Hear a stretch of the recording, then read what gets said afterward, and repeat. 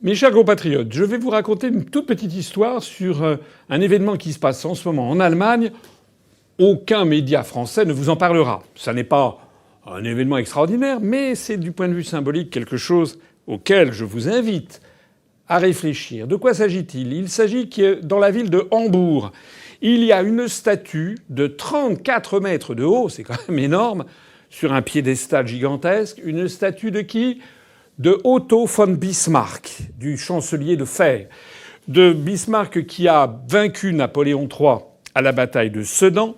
De Bismarck qui a, en 1871, dans la galerie des glaces du château de Versailles, fait proclamer le second Reich, Zweite Reich, le second empire allemand, avec à sa tête Guillaume de Hohenzollern, Guillaume de Prusse. C'est le même Bismarck qui a pris à la France l'Alsace-Moselle, ce qu'on appelait l'Alsace-Lorraine, en 1871 et que la France a récupéré en 1918. Bismarck, pour nos arrière-grands-parents, c'était la quintessence de l'ennemi de la France. Bien. Nous fêtons, la France a la décence de ne pas le fêter, mais en Allemagne, on fête le 150e anniversaire de la victoire sur la France en 1871. En tout cas, c'est dans ce cadre que se situe la décision prise par le gouvernement de Berlin de rénover la statue de Bismarck. Voilà. Le coût en est de 9 millions d'euros. Ce qui n'est quand même pas une paille. 8,9 millions d'euros exactement.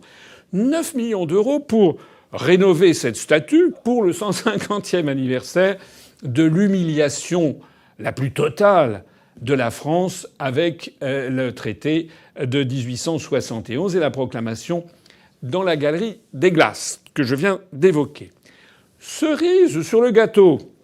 Dans ce cadre de cette rénovation, il rénove également le socle. À l'intérieur du socle, ça avait été transformé en une base anti-aérienne par les nazis. Bon. Et donc, c'est rénové comme un monument historique, et il se trouve qu'à l'intérieur, paraît-il, il y a des graffitis, notamment des croix gammées. Hakenkreuz, ça se dit en allemand.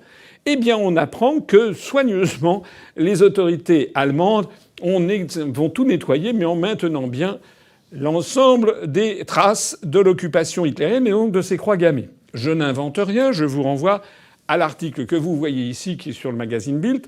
Alors, il faut savoir que la municipalité de Hambourg est social-démocrate. Elle a un peu tordu le nez devant cette rénovation qui, quand même, confine un petit peu à la provocation vis-à-vis du fameux couple franco-allemand. Je vous rappelle qu'on est dans un couple franco-allemand. Voilà, la majorité de la municipalité de Hambourg a tordu le nez. Voilà. Résultat, ils ont donc voulu minimiser les coûts de rénovation, et donc c'est le Bund, c'est-à-dire l'État fédéral, qui a décidé de payer le maximum pour la rénovation de cette statue. Voilà. J'en dis pas davantage. Faut pas non plus surinterpréter tout ça, mais quand même. Au moment où M. Macron passe son temps, depuis 3 ans et demi qu'il est, bientôt 4 ans qu'il est à l'Élysée, à parler du couple franco-allemand, à faire des gesticulations, à se mettre, comment dirais-je, toujours dans la position du larbin vis-à-vis de Mme Merkel.